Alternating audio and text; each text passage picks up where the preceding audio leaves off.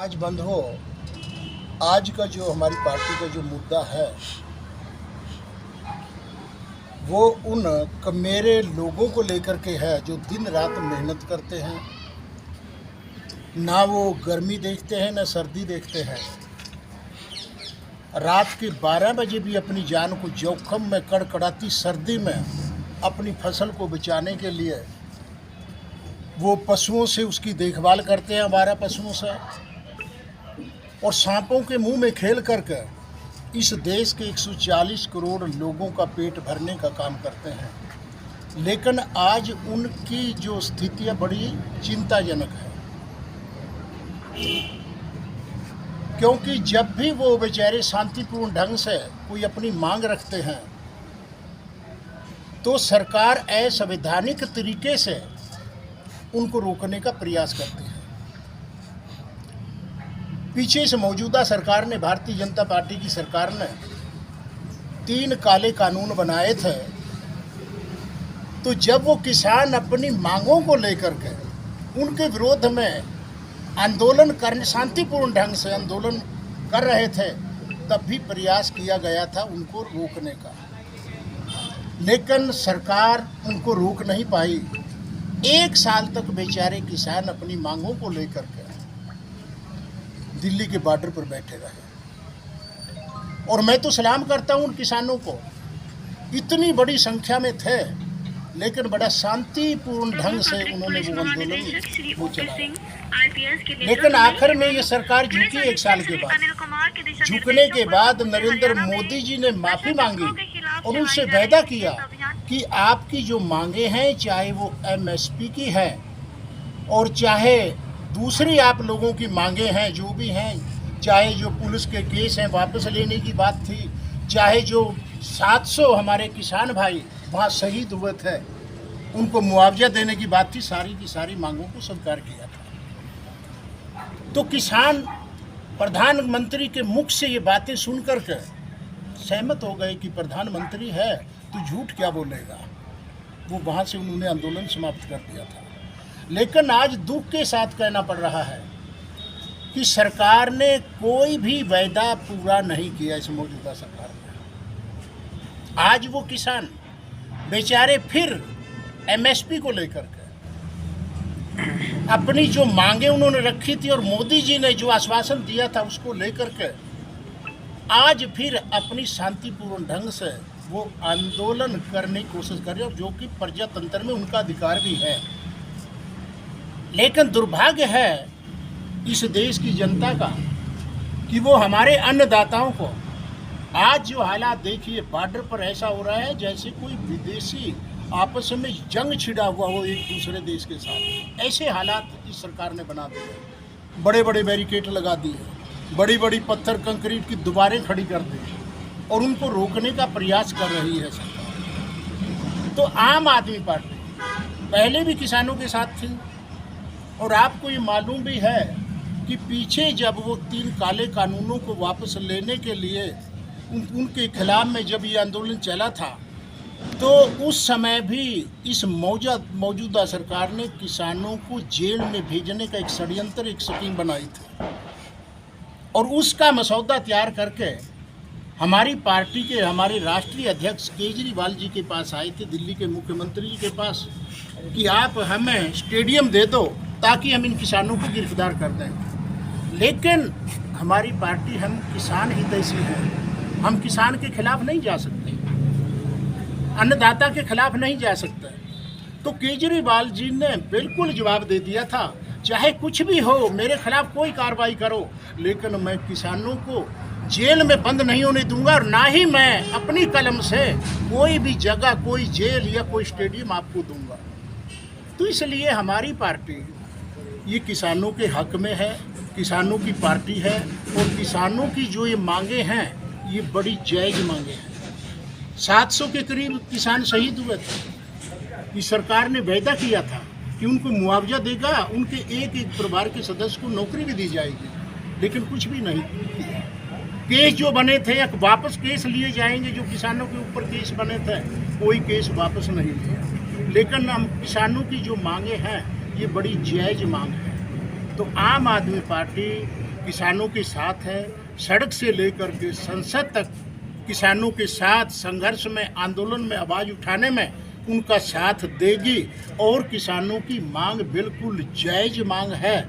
वो जायज़ मांग सरकार को तुरंत प्रभाव से उन्होंने मान लेनी चाहिए।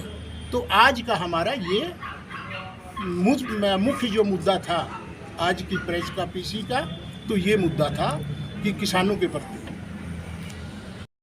मैं रणदीप राणा, संगठन मंत्री, हरियाणा प्रदेश आम आदमी पार्टी, नमस्कार करता हूं और यहां पहुंचने पर स्वागत करता हूं। वैसे तो मंत्री जी ने बड़े विस्तार से सभी बातें बता दी।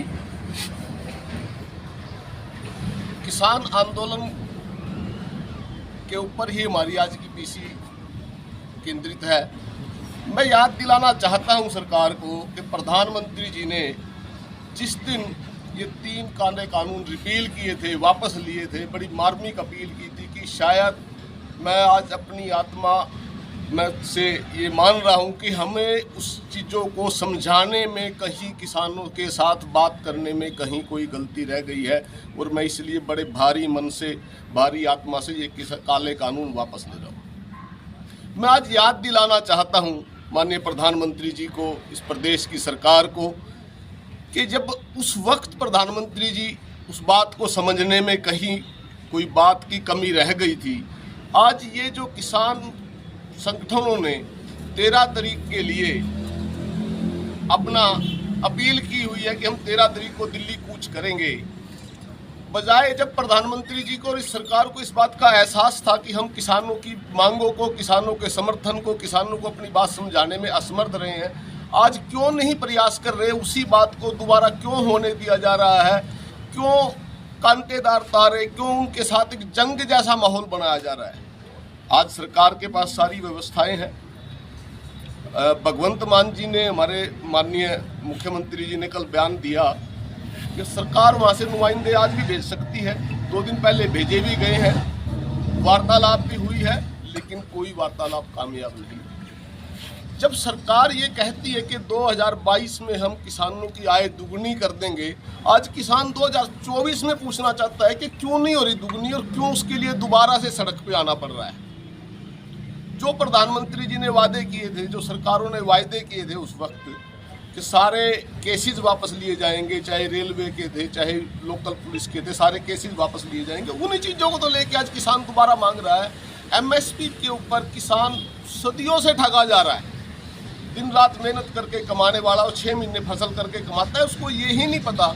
एक छोटा सा दुकानदार भी यदि 100 रुपये की मूंगफली ला के रखता है, उसको पता है कि मैं शाम को 110 रुपये की बेचूंगा, 5 रुपये मेरा प्रॉफिट आएगा, 5 रुपये मैंने अपने घर में इस प्रकार खर्चने हैं। एक किसान पूरे देश के अंदर ऐसा व्यक्ति है जो 6 महीने दिन रात आंधी ओले बरसात की परवाह किए बगैर अपना घर, अपना काम छोड़ के और दिन रात खेती में मेहनत करता है, पूरे देश का पेट भरता है, पूरे देश का अन्नदाता है। आज हिंदुस्तान पूरे वर्ल्ड के अंदर ये कहता है कि कोरोना के वक्त में हमने हर घर में अनाज दिया। कहाँ से आया ये तो पूछे कोई? ये किसानों से ही आया। वो किसान जो दिन रात मेहनत करके अनाज उगा रहा है, इस देश के लिए उगा रहा है। और यदि ये छोटी सी बात ये कहता है कि 6 महीने के बाद मेरे को ये तो बताओ मेरा गेहूँ, मेरी जीरी, मेरी कपास, मेरा बाजरा, मेरा इस रेट बिकेगा, मेरे पल्ले ये पड़ेगा, तो उसका हौसला 4 गुना हो जाता है। लेकिन सरकार हर बार उसको बहकाती आई है। और आज आम आदमी पार्टी ने पहले की तरह, पहले जैसे मंत्री जी ने बताया अभी कि स्टेडियम मांगे गए थे, स्टेडियम अरविंद केजरीवाल जी ने देने से मना कर दी, और आम आदमी पार्टी ने, दिल्ली सरकार ने बॉर्डर के ऊपर बाथरूम, खाना, पानी, बिजली की व्यवस्था जैसे पिछले किसान आंदोलन में की थी, वो सारी व्यवस्थाएं उससे बढ़ के यदि किसान आज वहाँ बैठता है तो उस किसान को परेशान नहीं होने दिया जाएगा। जो आम आदमी पार्टी की मंशा है, जो आम आदमी पार्टी की सोच है, सरकार की मांगे मानने की मंशा तो क्लियर हो चुकी है कि सरकार मानना नहीं चाह रही, इसलिए मजबूरी में किसान वहाँ पहुँचने को मजबूर है। वैसे तो खट्टर साहब ने कल बयान दे दिया है कि किसानों को हम किसी सूरत में वहाँ पहुँचने नहीं देंगे। और हमारे हरमन प्यारे मुख्यमंत्री भगवंत मान जी ने ये कहा कि ये आप दोबारा से बॉर्डर बना रहे हो, ऐसी कंटीली तारे पाकिस्तान में है, वहाँ जाके हमें एहसास होता है कि हम इससे आगे विदेश शुरू हो जाता है। ऐसे ही व्यवस्था आपने इस बॉर्डर पे कर दी। यहाँ ये एहसास मत कराओ कि ये भी यहाँ से आगे विदेश शुरू हो गया। कोऑपरेट करें। सरकार दोबारा से, आज का दिन पूरा है, सरकार चाहे तो शाम तक, रात तक बैठ के किसानों की बातें सुन सकती है, उनकी मांगे हुए सहानुभूतिपूर्वक विचार कर सकती है। अपनी कही हुई बातों पे दोबारा से विचार करनी चाहिए सरकार को, हम भी अपील करते हैं आप सभी के माध्यम से। और यदि सरकार नहीं मानती तो आम आदमी पार्टी हर सूरत में किसानों के साथ खड़ी है, चाहे वहाँ की व्यवस्था संभालनी है, चाहे इनके लिए पानी बिजली की व्यवस्था करनी है, वो सभी चीज़ें आम आदमी पार्टी के साथ मिलकर करेगी। और आम आदमी पार्टी के एक एक कार्यकर्ता का जमीर जिंदा है और वो किसानों के साथ खड़ा है। तो मनोहर लाल खट्टर जी ने बड़ा एक शर्मनाक बयान दिया कि किसान अपने ट्रैक्टर पे हथियार बांध के ला रहा है। मैं मनोहर लाल खट्टर जी से ये पूछना चाहता हूँ, जिस काफिले में आप चलते हैं उसमें हरियाणा पुलिस के हाथ में जो हथियार होते हैं वो क्या हथियार नहीं है? जब आप लोगों के बीच में जाते हो, आप अपने पुलिस का दुरुपयोग करके लठ लेके लोगों के सामने खड़ा कर देते हो, क्या वो हथियार नहीं है? अरे किसान अपनी मांग के लिए उन लोगों के पास जा रहा है जिन्होंने किसान के साथ करार किया था, किसान के साथ वादा किया था। आज भारतीय जनता पार्टी की सरकार के लोग, जो यहाँ का सांसद और भारतीय जनता पार्टी हरियाणा का प्रदेश का अध्यक्ष है नायब सैनी जी, आज नायब सैनी जी भी हंसते हुए बोल रहे थे कि हमने तो किसानों की आय दुगनी कर दीजिए। नायब सैनी जी, आप गीता स्थली में रहते हैं, आप गीता की अपने हाथ में गीता को रख के ये कसम खाएं और बताएं कि आपने कितनी आय दुगनी करी है। 6,000 रुपये सालाना आप किसान को किसान निधि के रूप में देते हैं। 6,000 को आप 365 से भाग करोगे, 17 रुपये पर दिन के हिसाब से है। एक पानी की बोतल 20 रुपये की आती है, आप 17 रुपये पर डे देकर किसान को बोलते हैं कि हमने किसान को खुशहाल कर दिया है। तो ये आप लोगों की मंशा नहीं है। किसान पहले दिन भी सच्चा था, आज भी सच्चा है, और देश का अन्नदाता, देश का भाग्य विधाता किसान और देश के लोग उस किसान के साथ हैं। जो ये आपने सड़कें तोड़ दी, जो ये आपने किले लगा दिए हैं, मैं तो बल्कि ये कहता हूं कि माननीय गवर्नर साहब को इसका संज्ञान लेना चाहिए और हरियाणा सरकार के ऊपर सख्त से सख्त एक्शन लेना चाहिए कि उन्होंने सरकारी संपत्ति को तोड़ने का काम किया। सड़कें खोद दी गई, पुलों को रोक दिया गया। अरे 130 करोड़ देशवासी हैं, हरियाणा में 2.5 करोड़ से ज़्यादा लोग हैं। अगर किसान अपनी बात उठाने जा रहा है तो उन करोड़ों लोगों का क्या होगा जिन्होंने दिनचर्या चलनी है? किसी को कुरुक्षेत्र से रोहतक जाना है, किसी को रोहतक से पंजाब में जाना है। आपने रास्ते रोक के उनका जो आपने नुकसान किया है उसकी भरपाई भी भारतीय जनता पार्टी के एक एक कार्यकर्ता को, एक एक विधायक को और एक एक सांसद को और मुख्यमंत्री को अपने निजी कोष से वहन करनी पड़ेगी।